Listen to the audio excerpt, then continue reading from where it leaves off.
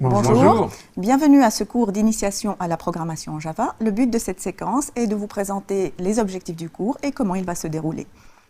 Notre cours est un cours pour débutants, vous pouvez donc le suivre même si vous n'avez aucune connaissance en programmation pour l'instant. Notre but est de vous faire acquérir des bases solides en programmation, des bases que vous pourrez étendre en suivant notre futur cours sur les aspects orientés objets. Nous nous concentrerons donc sur les concepts de programmation et pourquoi ils sont importants plutôt que sur les spécificités du langage. Néanmoins, nous vous montrerons des méthodes, nous vous donnerons de nombreux conseils pour pouvoir écrire de bons programmes. Ce cours n'est donc pas articulé autour des spécificités du langage Java. Il ne vise pas de certification métier dans ce langage. Son objectif, c'est de vous enseigner les concepts communs à tous les langages de programmation généralistes, y compris les non-objets, et de les illustrer dans la syntaxe de Java.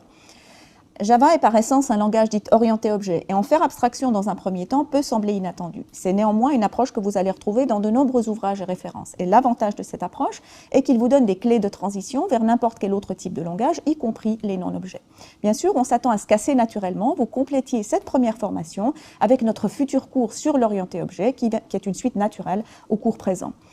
Une des conséquences de cette approche, c'est que tout l'outillage spécifique à Java, ce qu'on appelle communément l'API, est quelque chose qui va être présenté très superficiellement dans le cadre de ce cours. En suivant les deux formations, l'initiation à la programmation Java et l'orienté objet, vous disposerez de tout l'outillage nécessaire, soit pour vous spécialiser en Java, soit pour transiter vers un autre langage de programmation généraliste.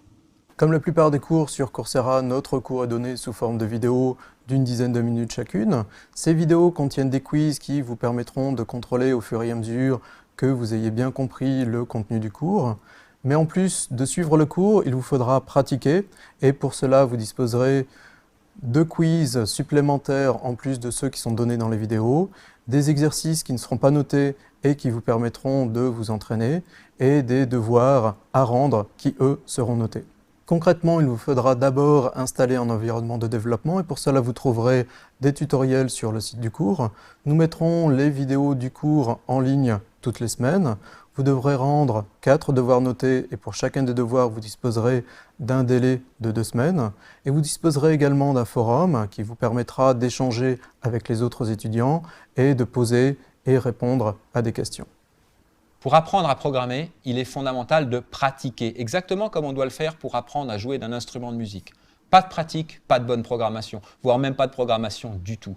Les vidéos du cours sont donc un premier point, une petite partie de votre apprentissage. Les concepts qui y sont présentés, il est important que vous les mettiez en pratique, que vous les développiez dans les exercices libres dont nous vous fournissons les corrigés et à la fois donc dans les devoirs notés que vous aurez à nous rendre.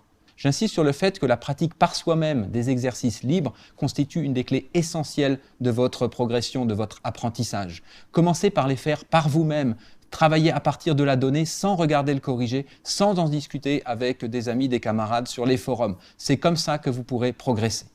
L'apprentissage de la programmation nécessite donc un travail assidu, rigoureux. Si vous pratiquez les exercices que nous vous proposons et rendez tous les devoirs notés que nous attendons, alors vous devriez faire de bons progrès en programmation, lesquels seront à la fin validés par un certificat Coursera. Nous nous réjouissons de vous donner ce cours.